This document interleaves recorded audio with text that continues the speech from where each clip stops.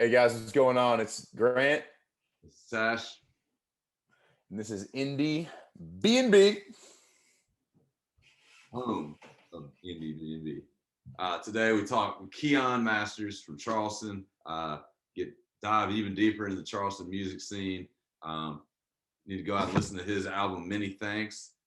Came out in 2019. He's got a new one on the way. Really cool guy, and I think you're going to enjoy this one. And with that, Roll the tape.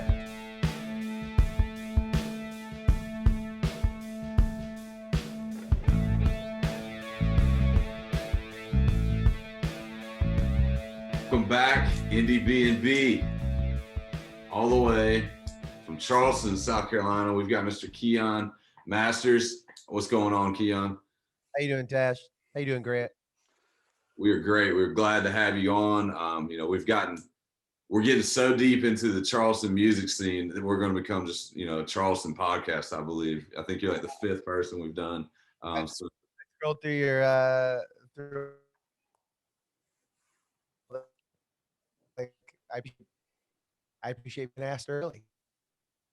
Charleston's got a strong scene. We've had one for a while now. We all kind of dug our heels and stuck at it. Yeah, we've come to find that. I mean, we've done Two Slices. We've talked with Babe Club. That one's not released yet. Crowd Claw, Pip the Pansy. And so yeah, we're super excited. You and Pip played this past weekend, right? Yeah, she played on Friday night. I've never actually gotten to see Pip. She's not from here, but she's become really tight with the Little Stranger dudes, Mm-hmm. and they're wonderful humans. And you played over the weekend. She's kind of been. Yeah, I played on. So she played Friday. I played Saturday. It was this Little Strangers friendly neighborhood fest type thing. Not type thing. That's what it was. It was a cool 2-day event at the Charleston Poorhouse. And I don't know if you've ever been to the Poorhouse before. It's great. It's James Island staple. I got like this really great deck situation that can house like 200 or 300 people, and the inside's the same, and it's kind of in and out. And there's a big garage bay door, and it's just a fun like island party place. It feels very Charleston. It's great. And a little crunchy, like a little crunch, definitely more crunchier than the Royal American, whereas Royal's like a little more leather. Love it. I get what you're saying though. Yeah, I was having a beer with one of my buddies the other day, and he was actually going to Charleston over the weekend, and he had recognized Pip the Pansy, and he's like, "Didn't you interview her?" I'm like, "Yeah." So let me look at that lineup, and then I look and I see Keon Masters. I'm like, "Shit, we're talking to him on Monday. That's awesome."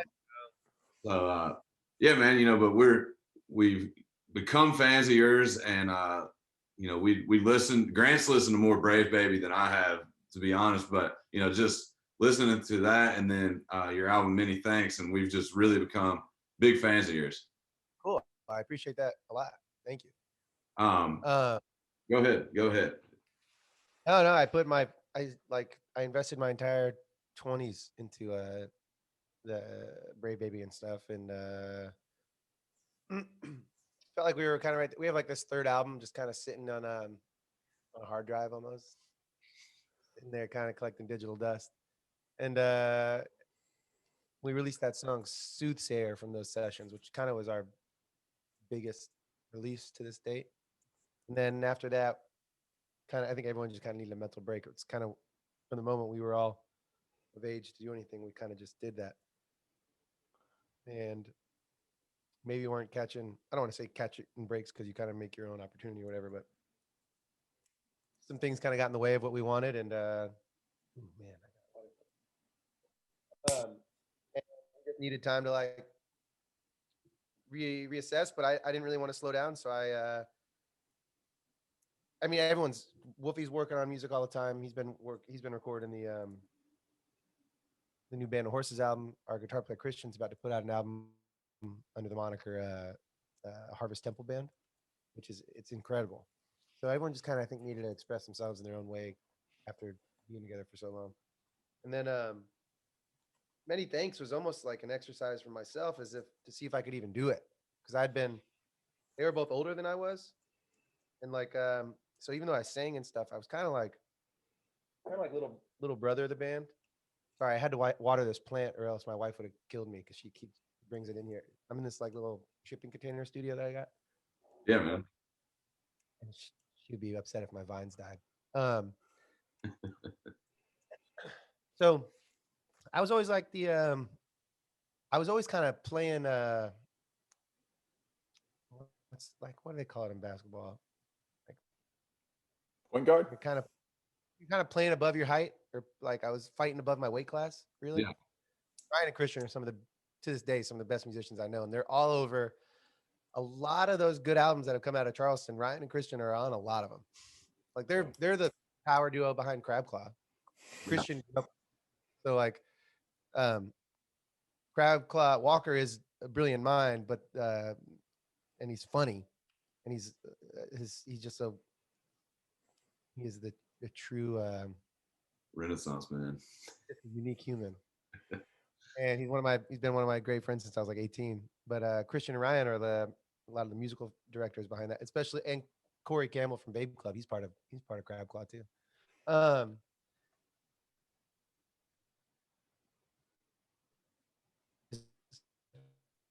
So like I have to I do because I watched Christian play. And so when I was making my own album, it was really a challenge of just like, can I do this by myself?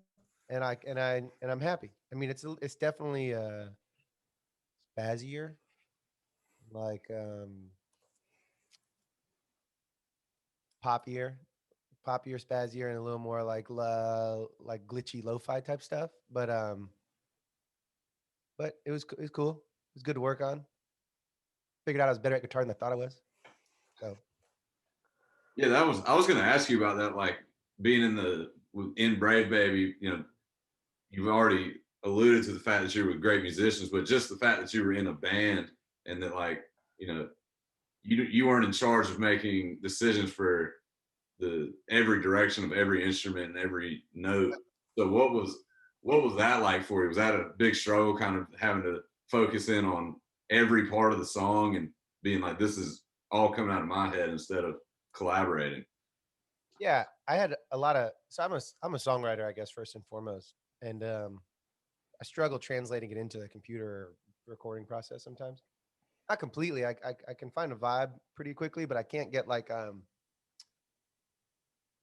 of write fast when it comes.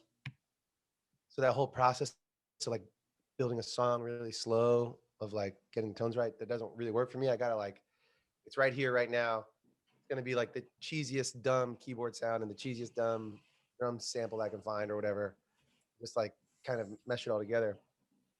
So a lot of times I'd make like these demos, these half-baked demos that would be like a verse chorus or whatever. And I'd bring it to Ryan and Christian and they'd kind of, thumbs up, thumbs down type deal. And which is good because then I could just move on. And like, all right, well, that's fine, that's fine. And so when they find one that they liked, we jam it for a second. And then I had ultimate trust in their decision making because we were all so like if I was the spark and then Ryan was like the foundation and the potatoes and then Christian was like the sauce and the cherry or whatever. And it just worked that way really, really well for a really long time. So yeah, when I went and did it myself, I was like, I really gotta like figure out these tones. Cause I would just, once we got like the song, once I was able to pass the ball to them, I let them play for a lot.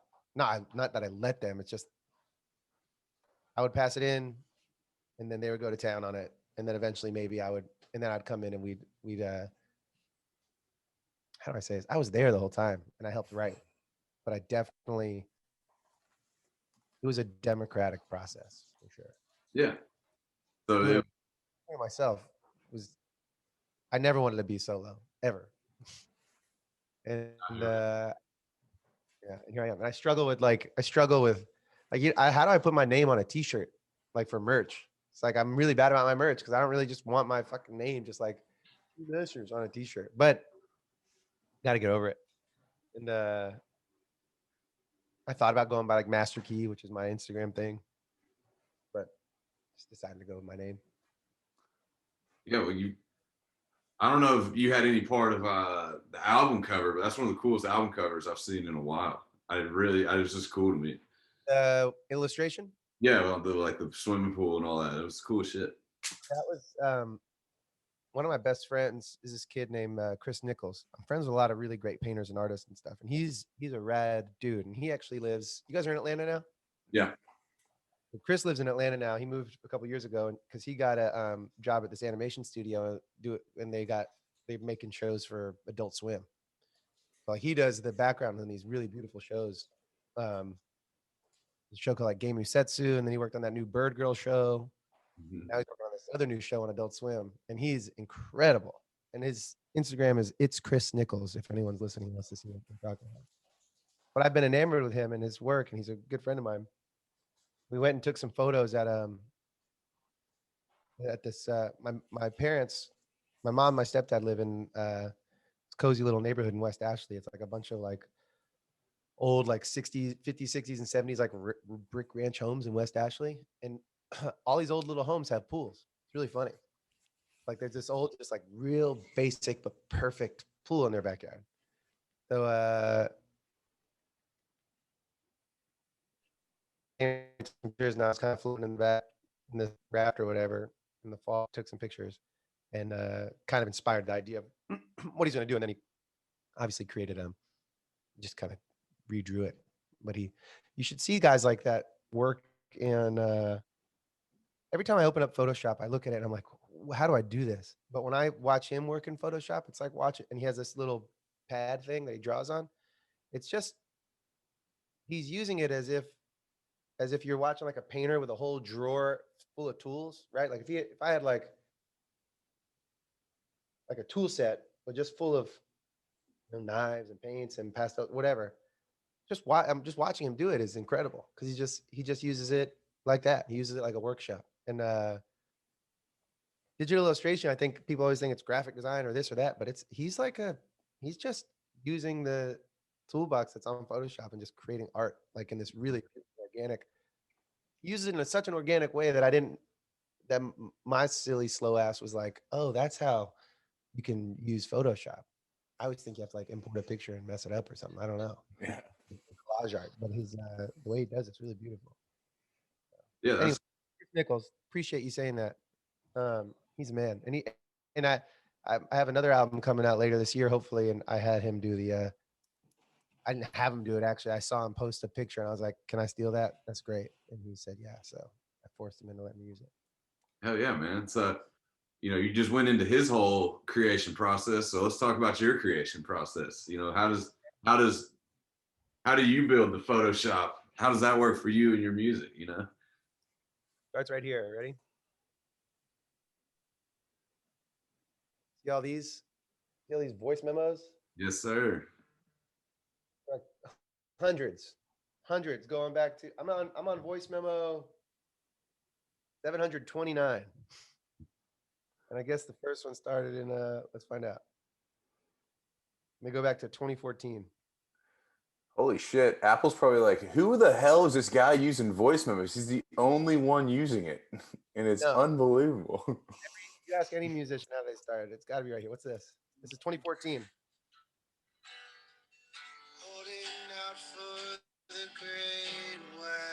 Boring. Or let's go to Jan 27, 2015. What's this? This is 4 minutes. It must have been pretty good. No, not good. But yeah, that's where my songs start. Stuff like this. So you're just sitting, you and a guitar, and then whatever comes to you, you record it and go back and say, Yeah, because to get into the once it gets into the computer, it becomes so permanent, right? It's like you set up everything, you like start tracking, like I'm gonna track this, and then all of a sudden you feel like you gotta start working on that, and that's not like it's so time is valuable, and to get alone time to be in here and do my thing is more valuable now than ever. Like it's like it's a fucking hot commodity in my brain. I wish I had it. I wish I could get it. So when I get a guitar or whatever, a keyboard or drums sample that I like, I really I'll even open up like Logic first and just let the music play. Or if I find a sample I like, or I find a guitar lick I like, I'll even have it up and I'll be in front of my computer, but I'll still just defer to the voice memo because it's pretty instant and I can kind of listen back to it and it kind of captures like this cool sound of the room. And it's not so permanent where I don't fall so in love with the song or something that I'm open to changing it. And so yeah, voice memos and notes, write lyrics down and stuff, or write like if you say something. What did someone say to me the other day that I wrote down? I don't always do this, but yeah, the Notes app on iPhones are incredible. And the coolest thing about the Notes app, now I'm going to tell everybody listening right now, you're welcome. You know, if someone sends you an MP3 on your email and you guys have iPhones? Yeah. If someone sends you an MP3 and it's in your mail or whatever, there's nowhere real good way to save it. And if you play it, like your phone, when it goes black, it cuts off the song, right? Terribly annoying. You press your thumb down and save that thing to your notes. Notes has like this amazing little player in it. You can play songs from notes. Who knew? Wow. Yeah. You did. Dang. You said When someone the notes is a game changer, and you can ask everybody in Brave Baby, it's a game changer. Just for sharing song ideas and like moving stuff around because we're also mobile and working remote or working from wherever now because we can. But sometimes music feels slow to catch up because best to be together making music and stuff, but sometimes you can't be. But so you can quicker you can share with each other, the better. yeah, Like I send our keyboard player, Ray Baby, is this guy named Steven Walker. He's awesome. I send him like songs all the time, voice memos, doesn't matter. I'm like, this worth it? Question mark. And worth it being like, is this worth another 3 hours of my capacity? So I did it. And yeah, so writing songs is took me a long time, but it's a lot of like getting over yourself and not caring if you this one. They're not precious. They're just like I have so many good songs that don't exist because I couldn't remember them. That's okay. They'll be like sometimes they'll make their way out. Anyway, sorry, I'm just rambling now. No, you're good, man. I've heard. I can't remember who I heard say it. It was some like classic rock guy. Basically said like you gotta write a bunch of shitty songs to like get the ones that you're gonna put on an album. Like you just got to get all that stuff flowing out and out of the way, and that creates the good songs for you. Doing a podcast. Come on in. I'm that guy's right. I think. I mean, I don't know. I'm not that. Was probably a successful rock star. I'm not him, but yeah, it's taken me. There are so many songs, dude. I don't really get people that like any song they work on, they make it because one, that's either exceptional talent or it's just not how I do. I'll write the dumbest song, but I wanted to. Apparently, I wanted to write that dumb song. I was like, okay, and you move on. My buddy Tyler, he's like my favorite songwriter and has been since we were 12. He told me recently that like he doesn't really have any like scraps. I was like, what? And I'm sure he does, but he's like, nah, for the most part, like if I start working on something, I finish it, and it usually makes it. And I was like, really? And I thought, there's no way. He's in this act called Hermit's Victory, and we're on the same rec league team since we were like 12. And then I'm gonna go watch the Hornets play-in game tomorrow with him tomorrow. Nice. But You ever get like just to the point where you're like, you know what? I'm just gonna put out the dumbest album possible and have all those the songs you didn't really like, and just put them all together onto one, just like crazy compilation. No, I haven't thought of that because there's some songs I don't want anybody to hear. I have some songs that I think are too that I never put out because I was like, these are too poppy. They're like, these are just too like. Maybe I'll put those out. Yeah. Like Ian's bad lo-fi pop bangers. Songs for another day or for another time. Another time. Yeah. Um, my so I have this like shipping container office. It's like this 12-foot by 24-foot flat. It's pretty cool. It's got windows and AC unit and stuff, but it's behind this brewery, Lo-Fi Brewing Company. I think Danny was talking about. Yeah, Danny does the trivia there, right? This is awesome. I got really lucky. But my friend Jason, the owner, just kind of walked up and he was poking his head in the window trying to see if I was here, and he's like, "What are you doing?" I'm important. Go away. And yeah, creative processes are different for everybody, right? And I wish there's one thing I wish I could change about myself and my trajectory is I wish I can like play a beat on the drums, but like no one's ever asking me to, and I never would try and play drums for somebody's show or anything. But if I could track and record my own drum beats and play with confidence, man, that would save me so much time. I would love to, but I'm just not good.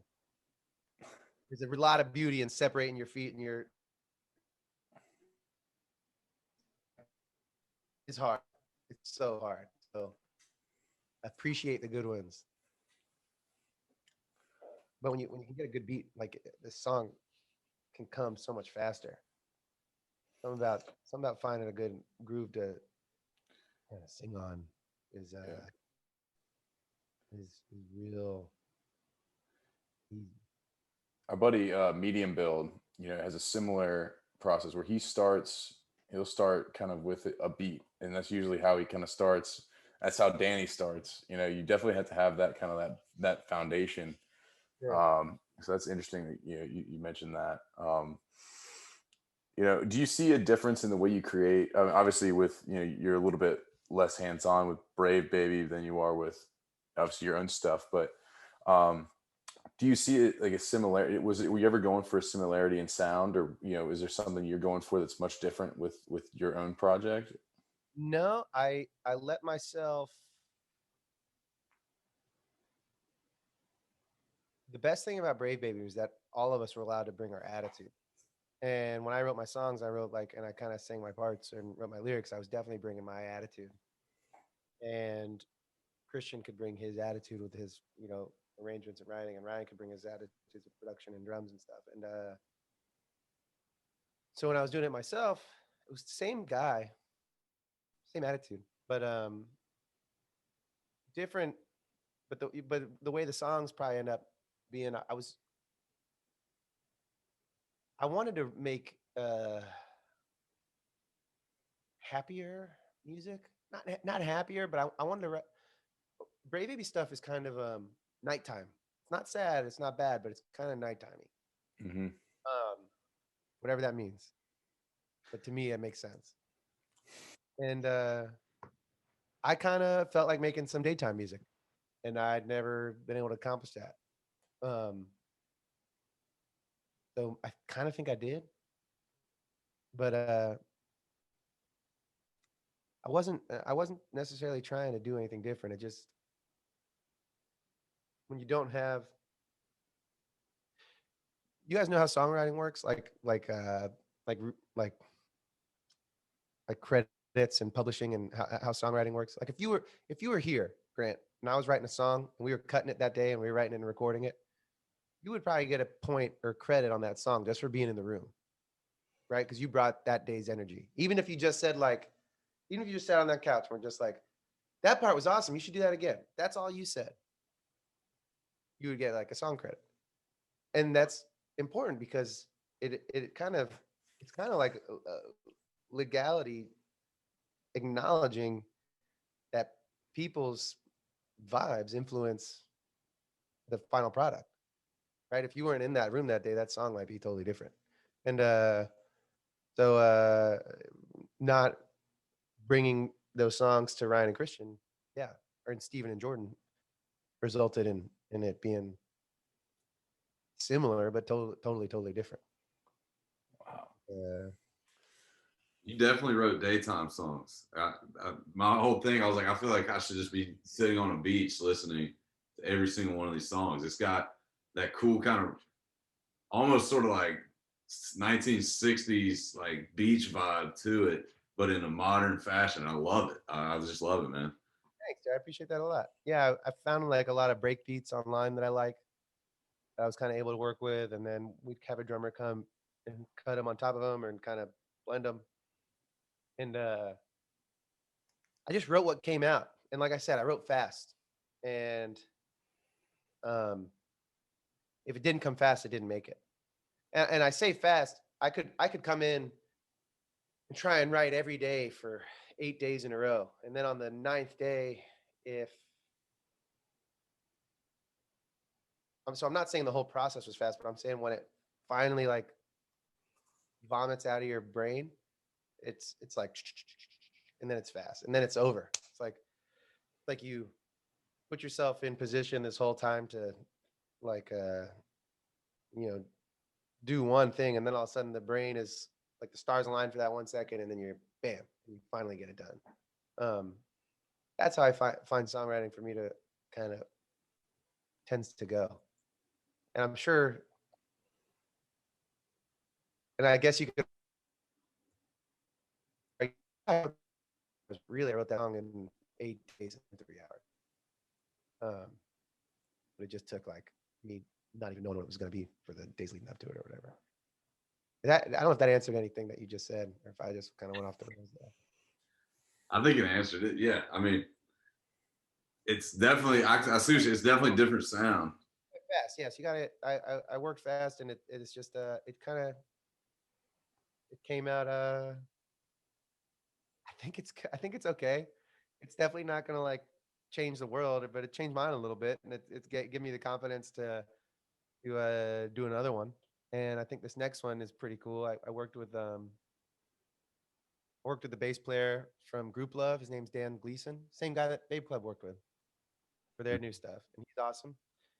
And the drummer from Group Love is all over the album. His name is Benjamin Humala. He's amazing. Such a funny, sweet dude. Daniel's amazing. And then the engineer is this guy, Jay Elias, who is he's like the front of, he engineers the studio. He's like he is the front of house engineer for Manchester. And they're in Atlanta. So it's a little studio in the back of Little 5 Points behind Criminal Records. It's awesome. You guys should talk to them. Yeah, I didn't know there was anything. Yeah, Babe Club.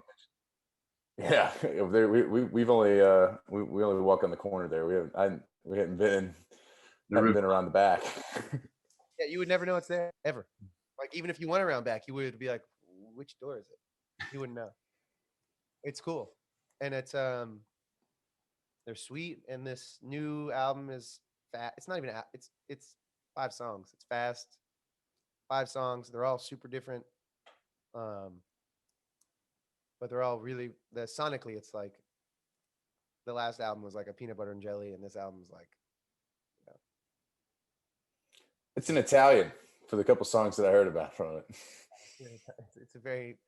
It's a fine crafted panini with house made bread. Yeah, definitely. Jelly. So. Yeah, it's bigger. I like it. I do want to ask, one thing I always ask about our music videos. I think it's a lost art. I think it's something that people, we get a secret kind of chapter into what you were thinking when you were writing the song and kind of your intention. With Feel Nothing, I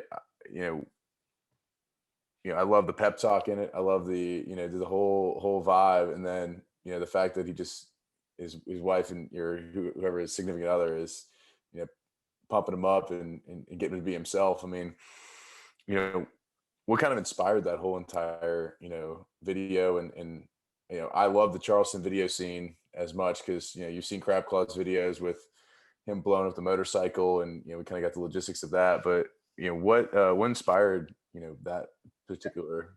I was approached by this filmmaker from Greenville. His name's Gunnar Willis. He's incredible. He's incredibly funny. He's incredibly thoughtful, and he's particular about what he wants. And he reached out to me and said, man, I'm in love with this song you made.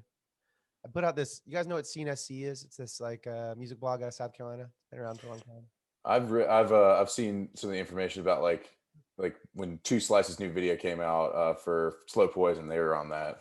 David Stringer had this. He ran. He runs the CNSC, and he's a wonderful dude. And throughout the early 2010s or whatever, he was the best thing to happen to the scene. He was great. Still is. And every year he did this sampler, like the CNSC sampler, and it grew and grew and grew and grew. And Brave Baby was on it every year. And then he let me be on it one year after Brave Baby took a little bit of hiatus. And I put this song on there called like ballad number 81,317 or something like that, making fun of just kind of knowing it wasn't like original, right? It's, everyone's written a ballad. So it's just, and it's like, and I always wanted to make like a Elton John like piano song. And we did. Or I did. And anyways, this kid Gunner falls in love with the song. He's like, "Hey, I really want to make a video for this." And I said, I just finished this album. You listen to this maybe and see if there's anything you want to make off of this, because I'd really like to make something there. As I'm going forward, I'm not really focusing on that song so much. He listened, and we kind of decided on Feel Nothing, and for a while, and then that was his idea, Woodruff talent show or whatever, and that's like a small tiny town outside of Greenville. And we recorded at this place. We filmed at this place called the Spinning Jenny, which is a really cool room in Greer, South Carolina. It's big, looks like an old roller skating rink or something. And the actor in it is actually the teacher from Stranger Things. Like the AV teacher that's like really sweet to the boys in Stranger Things. If you watch the movie or if you watch the show, that guy. I still haven't watched it. I know I'm like the only person on earth. I haven't either. You guys, you're the only two people on the planet that haven't watched Stranger Things. Yeah, and they're right down the street, so it's even weirder. That is kind of, anyways, that's never happened before. Anyways, the guy's really sweet, the actor, and the female actor was another, like she's a pro, and they're all based out of Atlanta now. And I just got to come and watch them. Like there was like a staff of like 40 people there. And like all my biggest contribution is like I paid for the giant. I catered the event. Gunnar was like, "Look, everyone here is they're all hustlers. They all want to make films. I want to be a filmmaker.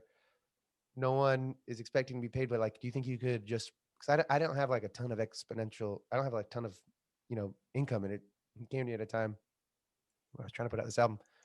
I was like, I have like, 500 or $1,000. He's like, that's going to be perfect. Take a little of this and then just buy a giant catered lunch. I was like, okay. There was 40 people there. It was the most professional thing I've ever been a part of. And there was like rolling and lights and audio guys and extras and a costume designer and makeup. And it was a long all day thing. And I just got to watch all these people who are so passionate about filmmaking and whatever their role is on the set make this really amazing video for this guy who's probably undeserving. And Gunnar is so talented. And I got to like watch behind the lens and stuff of him doing it. And it was just, it was a cool, unique thing. And I think he nailed it. And it's kind of fun because it's probably 3 minutes longer than the song is itself, but it's like this little mini movie. Interesting. I need to watch it again. I haven't watched it. Yeah, I mean, definitely and that's why we ask the questions, because things like that we don't know. I mean, I don't know that some guy in Greenville just listens to one of your songs from a blog that he heard. I mean, that's like so many different webs are weaving to be able to get to that point. That's just awesome to hear, and I'm glad that it worked out for you, that you got to be able to do something so so professional and just be in that scene. But what I guess kind of switching gears to Limbo and some of your other ones you've put out, and then I see you do a lot of session, live session, hey, we're gonna videotape ourselves playing the song. That seems like a lot of most of your videos, with Brave Baby, as well as you have one out with yourself. But what about that live session feel and videoing that do you like so much? I'll tell you, I feel like a lot of videos end up being bands like playing their song And if you're gonna do that, why not just like actually play your song and record it live and just I always kind of love it when a band can almost nail the recording to where you're like, is this the recording? Is this thing? And then you can find a couple differences of it, you know? Mm-hmm. You can rock it in like 3 or 4 takes and it can look badass. Then maybe you should promote the song and promote your your like your live shit a little bit. Yeah. It's awesome. And And it's sometimes and it's somewhat easier, you know, like you get a crew for a day and you kind of get it done. And, man, I've had such like a love-hate thing with videos because they're so important, but they're so hard. And like a video that doesn't know its lane is so bad. You know what I'm talking about? Like if the video thinks it's if when a video is made and you think it's this, but really it's this, but you're doing it like this, it's cringy. But if you know it's this and you're doing it like this and you're leaning into this, then that's fine. yeah. Say this, I'm talking about whether it's professional or well done or crafted or tender or taken care of in like the way it needs to be taken care of or fostered or whatever you want to say. So I've had such like, especially coming from a place where I've got so many ideas, but then I don't know how to execute. It's and I adore filmmaking. It was probably my first passion growing up, and even in college and stuff. I kind of thought I was going to be an actor, not actor. I thought I was going to pursue acting and filmmaking and writing more so than I think music. And especially in high school, I did, and so I'm always just so nervous about what you put out there as far as like story and plot and video because if when it falls flat, it falls so flat. You know what I'm saying? Yeah.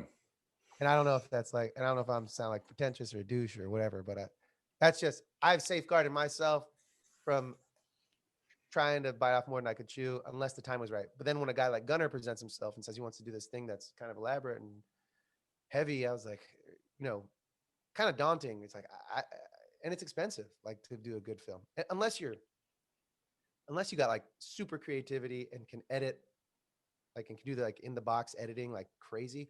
Like we have this really Brave Baby's got a really cool video for this song Soothsayer. It's in another shipping container. Yeah. Guy Paul Kelmus edited it, and it's absolutely insane. It's so cool, and it's so I'm glad we waited so long to put something out. And then in regards to like the live video stuff, have y'all seen y'all like Wolfpack? I've listened to some of them. I haven't seen any of their videos. They're amazing. They're like the intellectual nerds, like indie fish band. Like they're the equivalent of Fish, in my opinion. For like, anyways, I'm not going to go down that rabbit hole. Anyways, they have this live at Madison Square Garden video. They did like 2 nights, I think, or maybe it was one, but they sell out Madison Square Garden, and the whole thing is shot on an iPhone from this perspective of the stage. And this guy walks out, and he's wearing all black. He's got an iPhone on a fucking gimbal, like a little gimbal, and he's just kind of walking on the stage, kind of seeing the players and stuff, all live, kind of getting in their face and stuff, and moving around. And it's a packed Madison Square Garden, and it's probably one of my favorite live concert films. It's incredible, all one shot. So we were doing this CMH vinyl session for a Keon Masters song, for like the song called "Yesterday Was Going Great." It's going to be on my new album. And it was a bunch of different bands were doing it. Babe Club did one. I knew we were going to be there playing, and I was talking to the guy running the thing. I said, "Are they going to be filming it?" And he said, "No, I don't think we're going to be filming it. We're just going to be, doing the audio." And I said, "Well, do you mind if I film it? Can I film my set?" So I had my buddy Dylan, Persona La Ave, who actually made that video Limbo. He kind of ran around on stage, and I kind of told him, I was like, maybe take like that Wolfpack approach and kind of like get in our faces and kind of the camera will stay steady or whatever. And I got this $70 gimbal off of Amazon for your iPhone, and I love that video. I love that little live video of that song, and a lot of people did. And I kind of edited it myself in iMovie, and it got like a much better response than I ever thought it would. Got a better response than the actual audio things that the whole compilation was a part of. And the compilation's beautiful, but people love to sit on Instagram and scroll, and if they see something that's cool, like they love to watch it. And I'm actually in the process now of moving everything I have off YouTube onto Instagram TV, just because people seem to gravitate towards it because it's just convenient, you know. Definitely. Definitely something, especially with the popularity, I hate to talk about, things like Reels and TikTok, but that's an incredible amount of time that people spend on this, on those parts of Instagram. And I think that, yeah, for sure, moving things to IGTV. I mean, I watch all of the videos that I used to watch on YouTube most of the time are on IGTV, or if I find it there first, I'll watch it there and not watch on YouTube. So, Yeah. That's an interesting concept with, and definitely we'll need to check out, Tash and I do love a good live concert footage. That's something we drink beers to every day, every time I go over to his house. So we'll definitely check out the Wolfpack live concert film. There's like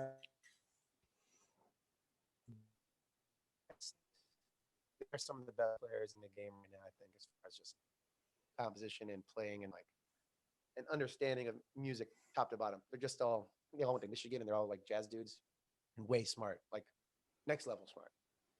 They make their own plugins for recording. Crazy. Jeez. Yeah, very cool. One last song I want to talk about. I don't want to talk about Octopus J, the Brave Baby song. Is that obviously are you talking about Octopus Jones, or what was the inspiration behind that song? As a person who's seen Octopus Jones live, I gotta ask. So Brave Baby, Octopus Jones, Susto, E.T. Anderson, Grace Joyner, Hermit's Victory, um, list continues. We were all just like in it to win it together, right? Like Mm-hmm. And I adore Danny Martin. I texted him last night. He's one of my best friends. And Ryan had been working on Wolfgang. We had been working on an Octopus Jones record, and they had this chorus that they abandoned, and it was like, "Wait until the winter is when I want you." It was like a very Danny Octopus Jones time. Um, so he always told him, he's like, "Man, if y'all don't take that chorus, I'm gonna steal that chorus." So then we were working in the studio one time, and Ryan brought up the idea, like, "Man, I had this." And I know earlier I said like I wrote a lot of songs, but I did write a lot of songs, but at the same time, a lot of times Brave Baby songs came up just from us jamming together. Like he's like, "Man, there was this Octopus Jones song that they didn't use, and it was Wait Until the Winter." And I said, "Well, let's take it." He's like, "I don't know." I was like, "What are they gonna do? If he's not using it, we'll tell him we used it. And if he doesn't want us to use it, we won't use it." And then I'm pretty sure he loved it. I don't know. He never told me if he didn't, but we called the song Octopus J. We wrote a verse and the music around this thing, and then we kind of created there was space in the choral part that Ryan was singing, the Wait Until the Winter. And then I kind of did like that. We had kind of created this call and answer chorus with the line that already existed. And yeah, became to this day, still one of my favorite songs to play. And it's fun. And Danny has a writing credit on the song. So, Oh, that's awesome. even though he wasn't there, it was his song. So yeah, that's that song.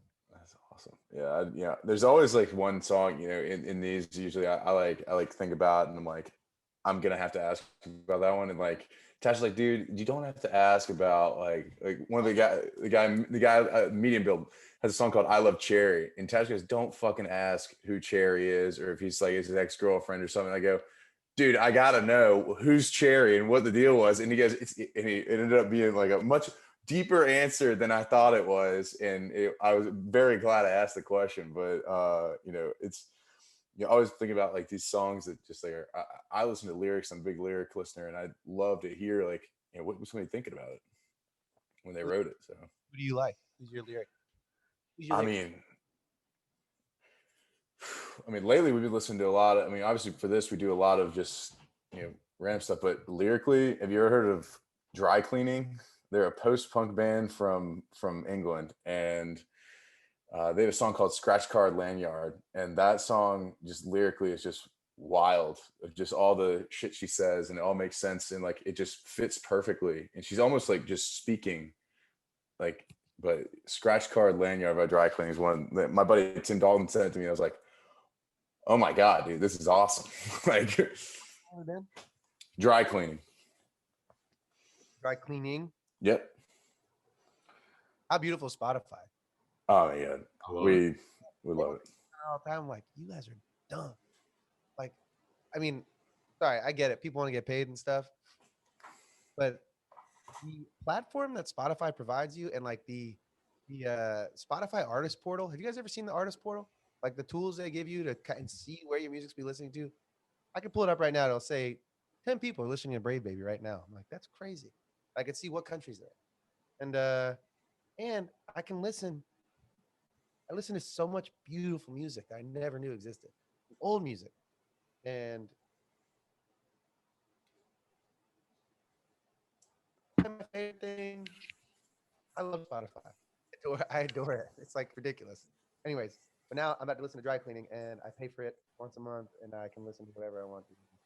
Yeah, it wouldn't exist. Follow. Yeah, we wouldn't exist without it. Yeah. You told me to come in. I know we've gone over time, but you told me to come in with some songs. Did you have some songs?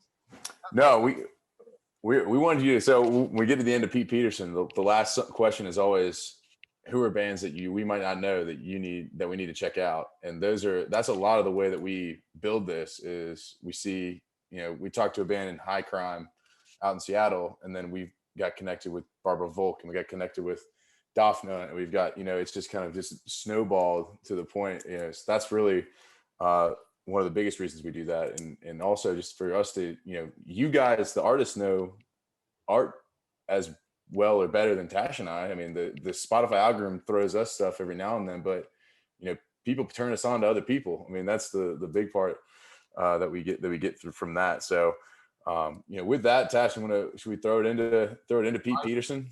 It might be time. I think it's time. All right.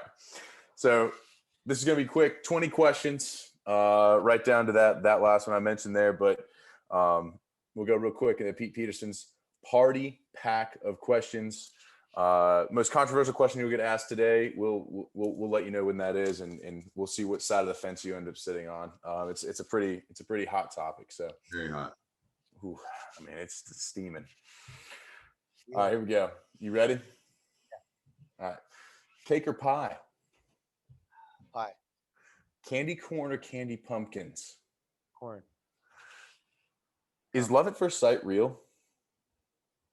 I think it might be. Cash or credit? Cash is king. Pop-Tarts or toaster strudels? Pop-Tarts. Yes.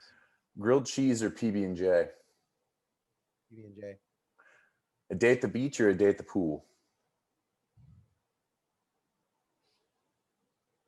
The whole fam at the beach? Everybody's at the beach. I don't have a big old family beach day. All right. That family beach day, would you rather see the sunrise or the sunset? If I'm seeing the sunrise, I'm probably not with my family, so probably a sunset. All right. PBR or Bud Light? PBR, even though Bud Light's probably better. Red wine or white wine? White wine. Dogs or cats? Dogs. We need more dogs. That's right. Night in or night out? Night out. Night out. All right. Do you believe in magic? Yeah, I think I do. All right. And at the place where you're going to be dancing a lot, maybe the Bangkok Lounge with old Crab Claw. Are you more likely to do the worm or the electric slide? Oh, the song froze him. That one froze you. I said electric slide for sure. The electric slide for sure. Okay. You ever had circus peanuts? Yeah, What'd you think about they're so weird. them? Like the worst marshmallow ever. Yeah. All right. Chicken tenders or chicken wings? Chicken Supremes, Bojangles. Heard. Ooh. Bojangles. All right. Those are some hot tendies. Those are good. With bow sauce. We love that. Ninja or pirate? What would you rather be? Good question.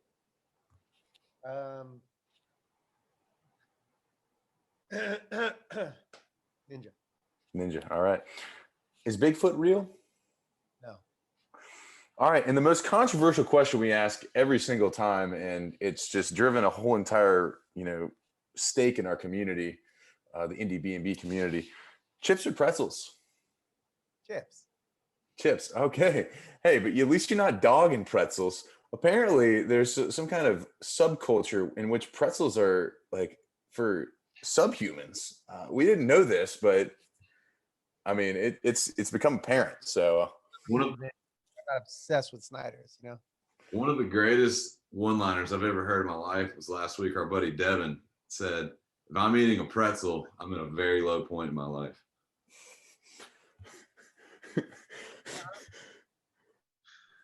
They ran out of Lay's.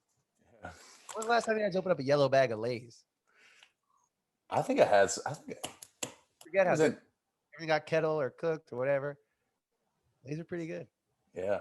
What else? Someone was talking about chips the other day. Pringles. They don't lie to you. This is what you get.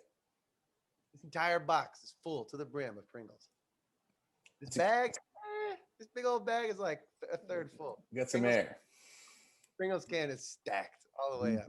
Tennis balls in it when you get done. Oh man! And finally, our final question of Pete Peterson's party pack question. We had to go off on some snack food there. Bands or artists that we might not know that we ought to check out. I've written down some of the ones you've mentioned during our chat time here, but give us some of those for me.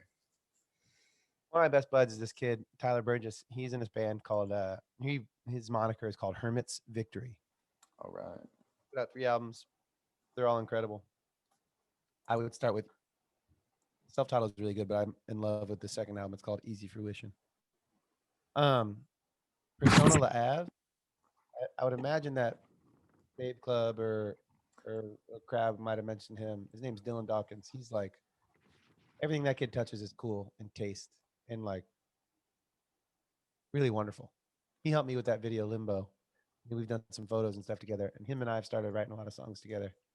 And really lovely human being, beautiful artist. He's playing with Susto now. Who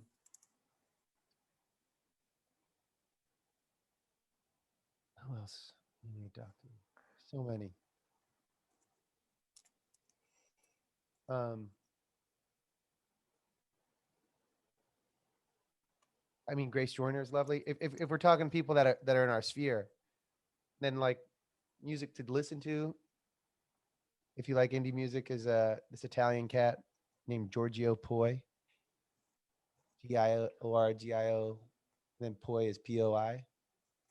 Listen to the first album, not the second one. I mean, the second one's good too, but it's like a mixture of Phoenix and the Flaming Lips, but Italian. It's like it was probably my favorite record last year, or when I discovered it, and I listened to it like forever.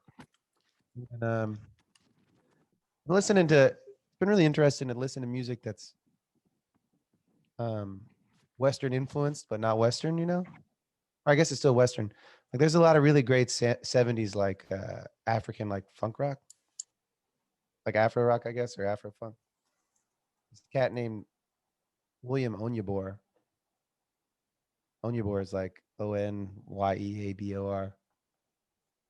And he was this Nigerian businessman, and he owned like restaurants and other things, and he loved to make music. So he would always take the time out of his year, I think, and like go hire musicians and stuff and make these crazy records. But that's not what he did for a living. But he made these amazing, amazing records. And there's this track called Atomic Bomb that is just so good. It's like like LCD system in the 70s. It's just been weird and like groovy and kind of like drony in the coolest way. And then there's this music called band called Amanaz, Amanaz.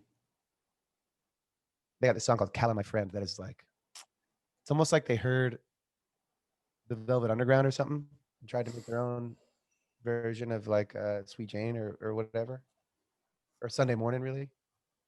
And it is so good. So and we were talking about Spotify. I love it for finding this music that like I have no business listening to, you know? Or I mean, I do, but it's really cool.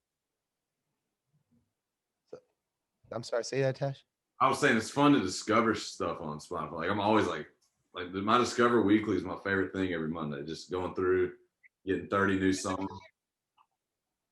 It took me years to figure out that this Discovery Weekly was the shit.